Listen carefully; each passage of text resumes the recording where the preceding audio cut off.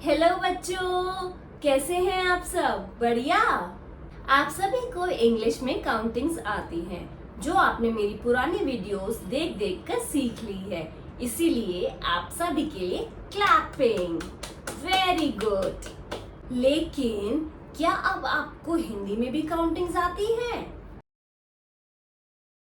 तो मैं आपकी प्रियंका मैम आज की कक्षा में आपको बताने जा रही हूँ हिंदी की काउंटिंग्स, जिसे गिनती कहते हैं।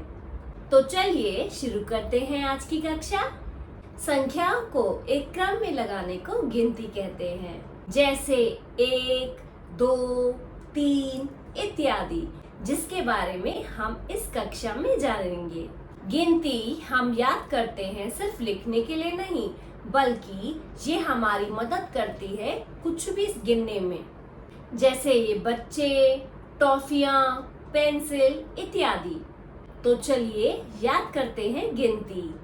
1, 2, 3, 4, 5, 6, 7, 8, 9, 10, 11, 12, 13, 14, 15, 16, 17, 18, 19, 20।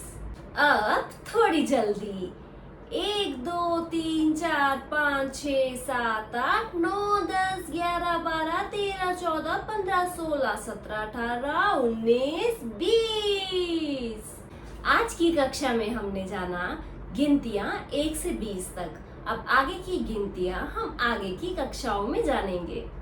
आज का काम आप सभी प्यारे बच्चों के लिए ये है कि आपको हिंदी की ये गिनतियां 1 से 10 तक याद करनी है दिल से।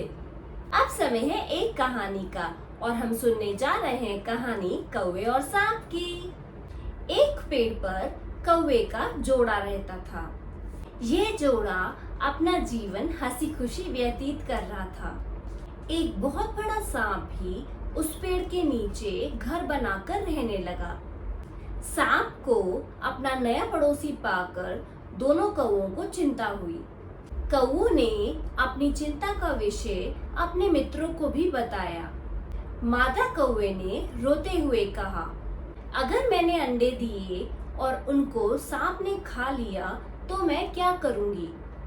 हमें सांप को यहाँ से भगाना पड़ेगा। नर कौवे ने सांत्वना देते हुए अपनी पत्नी से कहा। कुछ दिनों बाद मादा कौवे ने 3 अंडे दिए, जिसमें से निकले 3 प्यारे प्यारे बच्चे। पड़ोसी सांप उन 3 बच्चों की आवाज सुनकर बहुत खुश हुआ। एक दिन जब दोनों कौवे दाना चुगने के लिए बाहर गए, तब सांप ने धीरे से घोंसले में घुसकर तीनों बच्चों को खा लिया।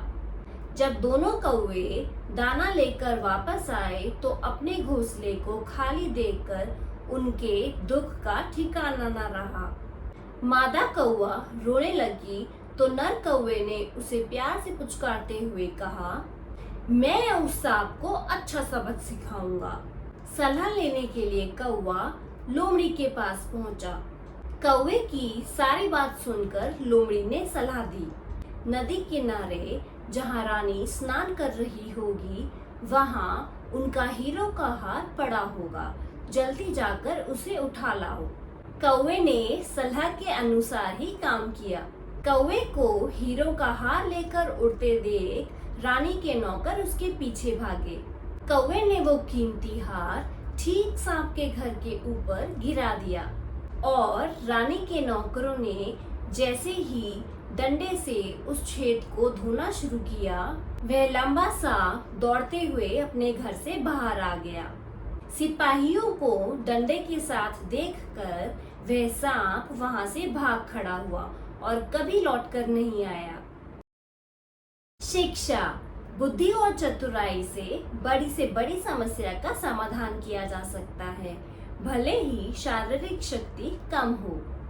अगर आपको मेरे पढ़ाने का तरीका पसंद आया तो मेरी इस वीडियो को लाइक करें, अपने दोस्तों परिवार वालों के साथ इसे शेयर करें और अगर आप मेरे चैनल पे पहली बार आए हैं तो इसे सब्सक्राइब करना ना भूलिए।